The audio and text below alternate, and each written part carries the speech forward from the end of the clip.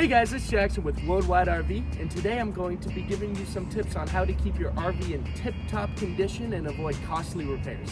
With generators, you're going to make sure to run them periodically throughout the year to make sure they're running smoothly. You're also going to want to get the oil changed about once a year and get any fuel and air filters replaced as needed. This only costs about $150 at a shop and could prevent future costly repairs in the thousands. For batteries, you have two main options. You can either get your current batteries repaired for $150 to $300, or you could get brand new ones from $150 to $400. A lot of people choose to get their current ones maintained because with multiple batteries, you could run into amperage or voltage issues with different ages of batteries. With your tires, if you start noticing inconsistent wear, you're going to want to get them rotated. Also, if you see discoloration or small cracks, it could be dry rot and time for them to get replaced.